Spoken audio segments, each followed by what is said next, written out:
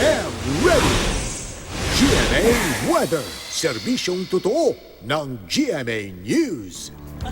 Hi Susan, good morning! Good morning, Matani. Simula na ba ng medyo malamig na panahon? Kasi parang medyo malamig kagabi. May hangin, yan. Yes, Susan, pero hindi pa. Habagat pa tayo, Susan. Okay, sige. Excited lang ako. Okay, magsisimula rin yan, Susan. Huwag kang mangit. Dadating din tayo dyan. Yes, Susan. At mga kapuso, magpapatuloy pa rin kasi yung mahina hanggang katamtamang ulan dito sa Metro Manila at tatagal po.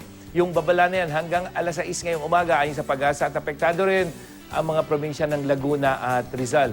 Hanggang minsan malakas na ulan naman ang asahan sa mga probinsya ng Bataan, Zambales, Tarlac, Pampanga, Bulacan, Nueva Ecija at Batangas.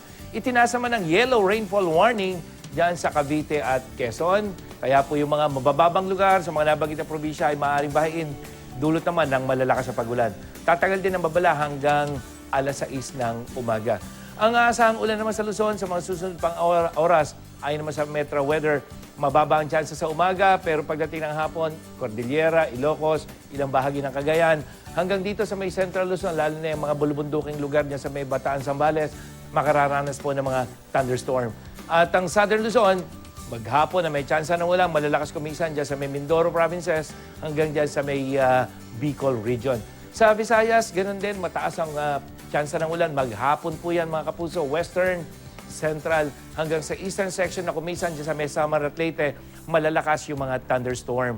At sa Mindanao, umaga pa lamang, may posibilidad ng pagulan sa may Zamboanga Peninsula, pero pagdating ng hapon, halos buong Mindanao mga kapuso, meron pong thunderstorm, kaya dapat ingat lamang po tayo. At dito sa Metro Manila, ngayong umaga nga may tsansa ng ulan, pero pagdating ng tanghali, medyo bababayan. At sa hapon, may posibilidad po uli ng pagkakaroon ng thunderstorm.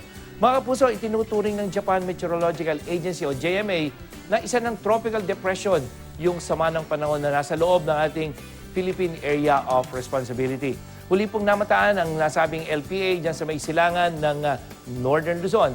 At sa wind forecast ng Metro Weather, makikita natin na magpapatuloy itong pagkilos nitong nasabing LPA dito patungo sa may extreme Northern Luzon na posibleng magpaulan dyan sa may dulong bahagi ng Luzon. At maaaring palakasin ito pansamantala yung papahina ng hanging habagat na posibleng magdala ng pagulan dito sa ilang bahagi ng Luzon. At yan po ang latest mula sa GMA Weather. Ako si Nathaniel Cruz, magplano para sigurado. I am ready. Serbisyong totoo ng GMA News. Maraming salamat, Mantani!